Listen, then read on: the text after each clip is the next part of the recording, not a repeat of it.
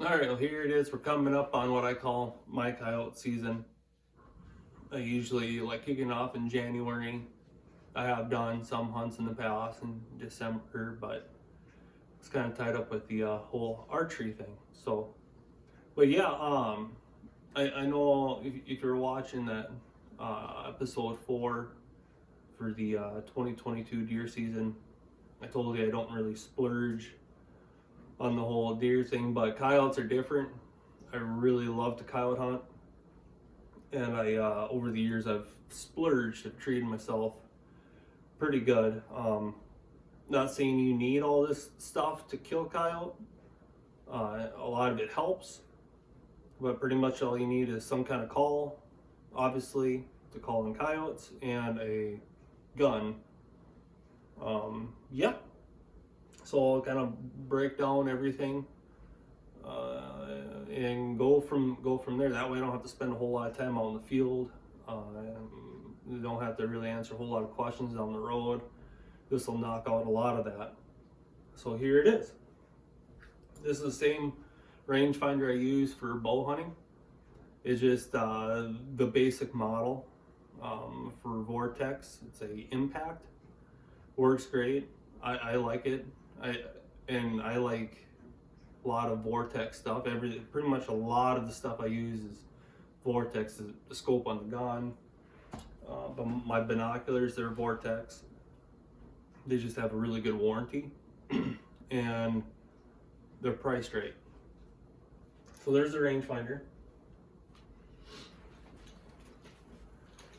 I carry this little. I really like it. It's just a harness that goes over you and it keeps the binoculars right here. That's also Vortex. And then I got the Crossfire binoculars. They come in handy, especially if you're out in wide open country, you know, not sure if it's a coyote. You can, instead of flagging your gun around, you can just pop these out and check and see. And then on the back of this, there's some mesh, and I just carry my drag rope. It's just mule tape. It's a little stained with blood, but yeah, that's what I use to haul up the coyotes. Now for crossing ice, I fell through a few times over the years. Lucky enough, I was able to climb out, but I do carry ice picks now. I recommend that if you're going across sloughs or anything else like that. It's just a good idea, especially if you're by yourself. I mean, get pretty dangerous. I've gotten pretty lucky over the years. So, yeah. This year, this is something new I'm going to try. It's the little dog. It's a Primos call. Randy, he's used it if you ever watch any of his stuff. And I'm just gonna try at the end of my stands, or the sets, or whatever you want to call it, before I'm ready to boogie out. You know, just give them a little.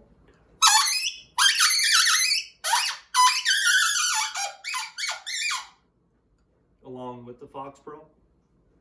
Maybe it'll help, maybe it won't.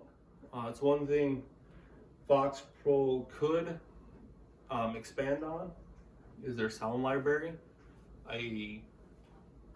I've been wanting to try out a Lucky Duck, just because it seems like they have a better sound library. I don't know. I just from watching other guys on YouTube. But as far as what I do use is a Hammerjack Fox Pro. I like it. I mean, it calls in coyotes.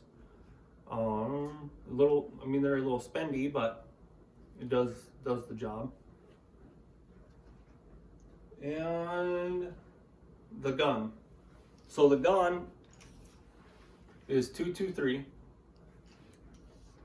It's got a Vortex scope, Crossfire 2. I believe it's I'll have to look.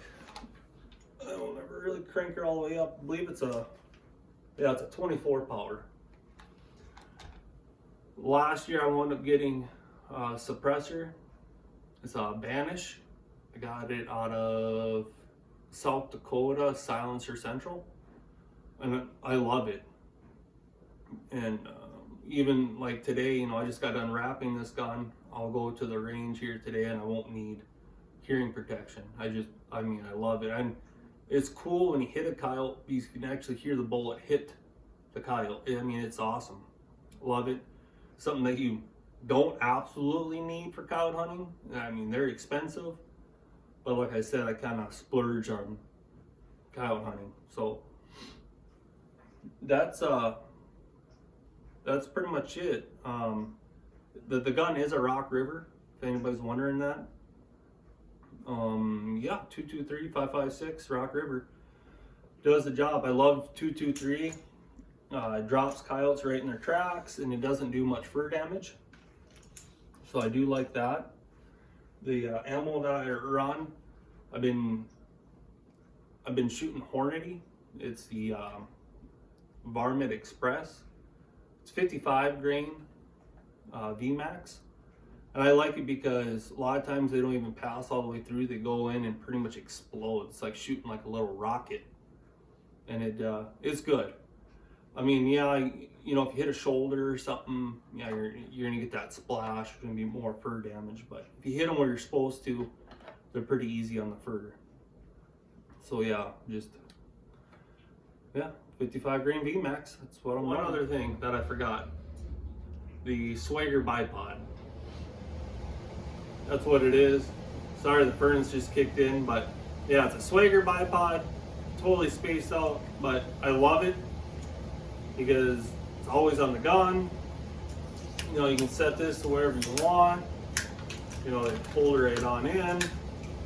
They're about $100, and I absolutely love them. Love them. I mean, you can pivot any which way. I mean, you can get in the prone, sitting. Yeah, they're awesome. And and something to obviously sit on, you know, out there. I use it for archery deer hunting, muzzleloader deer hunting, what else? Turkey hunting, coyote hunting. It's an awesome little chair. Looks like I got more cockaburs to get out of there, but yeah. And then back here, you know, I'll just put the call with my ice picks down in here, and then I can just carry it all right on out. It leaves one hand free for dragging coyotes. So, but yeah, that's my setup. That's everything I use, and hopefully that kind of helps somebody out as far as, you know, trying to get prepped or wondering what they need for coyote hunting. And that's what I use. And like I say, you don't need it all, but yeah, that's what I got. I'll catch you later.